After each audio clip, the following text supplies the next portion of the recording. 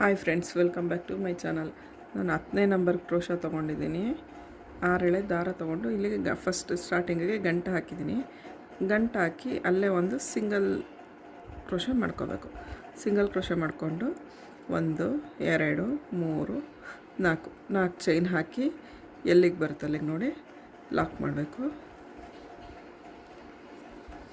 ಮತ್ತು 1 2 3 4 ಚೈನು ಎಲ್ಲಿಗೆ ಬರುತ್ತೆ ಅಲ್ಲಿಗೆ ನೋಡಿ ಲಾಕ್ ಮಾಡಬೇಕು. ಇದು ಬೇಸ್ ಲೈನ್ ಸ್ವಲ್ಪ ಚೇಂಜ್ ಇರುತ್ತೆ.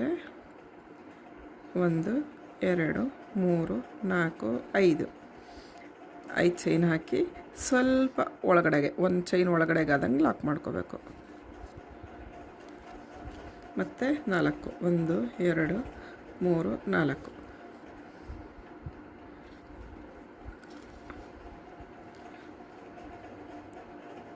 ಹಂಗೆ 4 ಚೈನ್, ಮತ್ತು 1 2 3 4 ಚೈನು.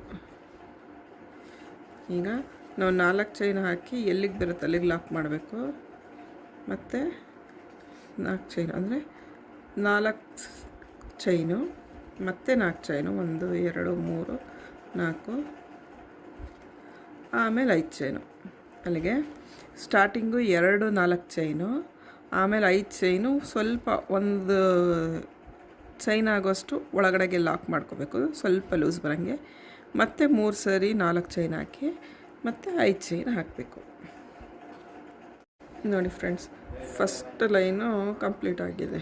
4 4 3 4 4 4 ಅಂದರೆ ಫಸ್ಟು 2 4 ಬರುತ್ತೆ, ಆಮೇಲೆ 5 ಬರುತ್ತೆ, ಮತ್ತು 3 ಸರಿ 4 ಬರುತ್ತೆ, 5 ಬರುತ್ತೆ. ಇದೇ ಥರ ಬೇಸ್ ಲೈನು ಕಂಪ್ಲೀಟ್ ಆಗಿದೆ. ಈಗ ನಾನು ಸೆಕೆಂಡ್ ರೌಂಡ್ಗೆ ಸ್ಯಾರಿ ಕಾಂಟ್ರಾಸ್ಟ್ ಅಂದರೆ ಸ್ಯಾರಿ ಕಲರ್, ಪಲ್ಲು ಕಲರ್ ಬಿಟ್ಟು ಸ್ಯಾರಿ ಕಲರ್ನ ತೊಗೊಂಡಿದ್ದೀನಿ. ಈಗ ಅಲ್ಲೇ ಒಂದು 4 ಮಾಡ್ಕೋಬೇಕು.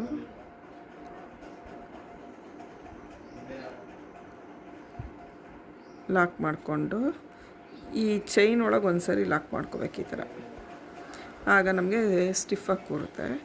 1 2 ಈ ಚೈನ್ ಒಳಗೆ ಲಾಕ್ ಆದ ತಕ್ಷಣ 3 ಚೈನ್ ಬೇಕಾಗತ್ತೆ ಅಷ್ಟೇ. ಒಂದು ಚೈನ್ಗೆ ಲಾಕ್ ಮಾಡಿರ್ತೀವಲ್ವ, ಹಾಗಾಗಿ 3 ಚೈನ್ ಬೇಕಾಗುತ್ತೆ. 3 ಚೈನ್ ಹಾಕಿ ಲಾಕ್ ಮಾಡೋದು.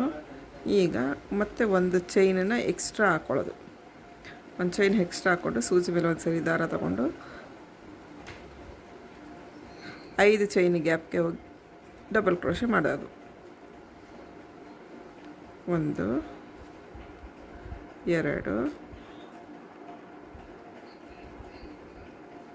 3 4 5 6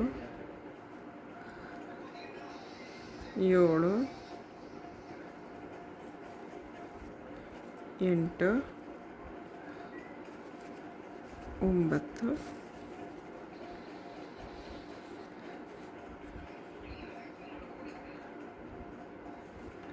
8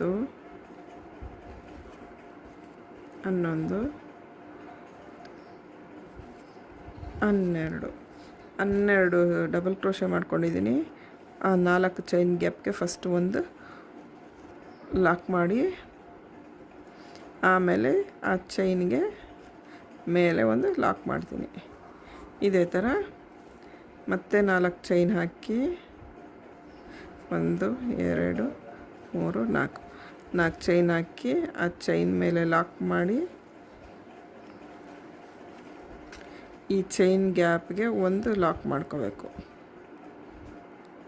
ಒಂದು ಲಾಕ್ ಮಾಡಿಕೊಂಡು ಸೂಜಿ ಮೇಲೆ ಒಂದು ಸರಿ ದಾರ ಹಾಕ್ಕೊಂಡು 5 ಚೈನ್ ಗ್ಯಾಪ್ಗೆ ಹೋಗಿ ಡಬಲ್ ಕ್ರೋಶೆ ಮಾಡೋದು. ಇದೇ ಥರ ಸಾರಿ ಪೂರ್ತಿ ಕಂಟಿನ್ಯೂ ಮಾಡಬೇಕು. ಸೆಕೆಂಡ್ ರೌಂಡ್ ಮುಗಿದಿದೆ. ಥರ್ಡ್ ರೌಂಡ್ಗೆ ಈಗ ಗಂಟು ಹಾಕಿದ್ದೀನಿ. ಗಂಟು ಹಾಕಿ ಈ ಚೈನ್ಗೆ ಹೋಗಿ ಒಂದು ಲಾಕ್ ಮಾಡ್ಕೋಬೇಕು. ಲಾಕ್ ಆದಮೇಲೆ 1 2 3 ಚೈನು 4 ಚೈನ್ ಹಾಕಿ, ಈ 4 ಚೈನ್ ಹಾಕಿದ್ವಲ್ಲ ಆಗಲೇ ಅದ್ರ ಮೇಲೆ ಲಾಕ್ ಮಾಡಬೇಕು. ಲಾಕ್ ಆದಮೇಲೆ ಈ ಫಸ್ಟ್ ಚೈನ್ಗೆ ಒಂದು ಲಾಕ್ ಮಾಡಿ. ಈಗ ನಾನು ಈ ಸೀರೆ ಕಾಪರ್ ಕಲರ್ ಇದೆ, ಸೊ ಹಾಗಾಗಿ ನಾನು ಕಾಪರ್ ಬೀಡ್ಸ್ ತೊಗೊಂಡಿದ್ದೀನಿ. ಒಂದು ಬೀಡನ್ನ ಇನ್ಸರ್ಟ್ ಮಾಡಿ ಈ ಕಂಬದೊಳಗೆ ಹೋಗಿ ಲಾಕ್ ಮಾಡಬೇಕು. ಅದೇ ಥರ ಬೀಡ್ ಇನ್ಸರ್ಟ್ ಮಾಡಿ ಕಂಬದ ಸೆಂಟ್ರಲ್ಲಿ ಲಾಕ್ ಮಾಡ್ತಾ ಬರಬೇಕು.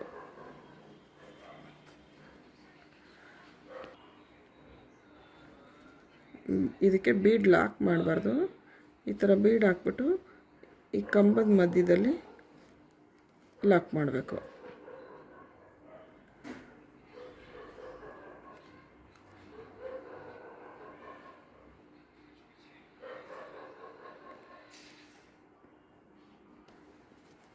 ಈ ಥರ ಆದಮೇಲೆ ಈ ಫಸ್ಟ್ ಚೈನ್ಗೆ ಹೋಗಿ ಲಾಕ್ ಮಾಡಬೇಕು.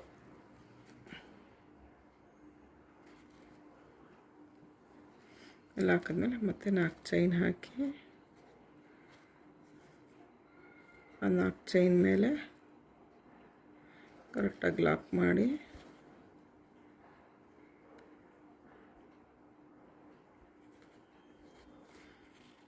ಈ ಚೈನ್ಗೆ ಒಂದು ಚೈನ್ ಬಿಟ್ಟು 2ನೇ ಚೈನ್ಗೆ ಲಾಕ್ ಮಾಡ್ಕೋಬೇಕು. 2ನೇ ಚೈನಿಗೆ ಲಾಕ್ ಆದಮೇಲೆ ಬೀಡ್ ಕಂಟಿನ್ಯೂ ಮಾಡಬೇಕು. ಈ ಥರ ಕಾಣಿಸುತ್ತೆ ನೋಡಿ ಫ್ರೆಂಡ್ಸ್. ಇದೇ ಡಿಸೈನ್, ಇದೇ ಸಾರಿಗೆ ಇದೇ ಥರ ಇನ್ನೂ ಒಂದು ಡಿಸೈನ್ ಮಾಡೋದು ತೋರಿಸ್ತೀನಿ. ಒಂದು ಬೀಡ್ ಹಾಕಿ ಸೂಜಿ ಮೇಲೆ ಒಂದು ಸರಿ ದಾರ ಸುತ್ತಕೊಂಡು ಈ ಕಂಬದಲ್ಲಿ ಹೋಗಿ ಡಬಲ್ ಕ್ರೋಶೆ ಮಾಡಬೇಕು. ಇದು ಸೆಕೆಂಡ್ ರೌಂಡ್ಗೆ ಡಬಲ್ ಕ್ರೋಶೆ ಮಾಡಿ ಬೀಡ್ ಹಾಕೋದು. ಒಂದು ಬೀಡ್ ಇನ್ಸರ್ಟ್ ಮಾಡಿ ಡಬಲ್ ಕ್ರೋಶೆ, ಅದು ಕಂಬದ ಮಧ್ಯದಿಂದನೇ ಮಾಡಬೇಕು.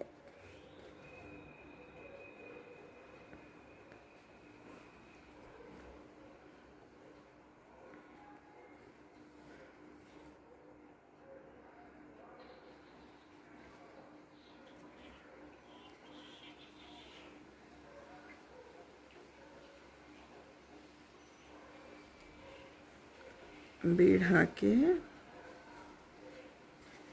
ಸೂಜಿ ಮೇಲೆ ಒಂದು ಸರಿ ದಾರ ಹಾಕಿ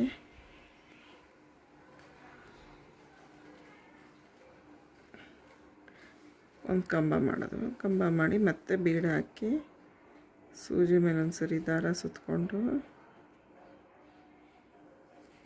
ಎರಡರಲ್ಲೊಂದು ಮಾಡಿ ಅದು ಈ ಥರ ಕಾಣಿಸುತ್ತೆ. ಫುಲ್ ಆದಮೇಲೆ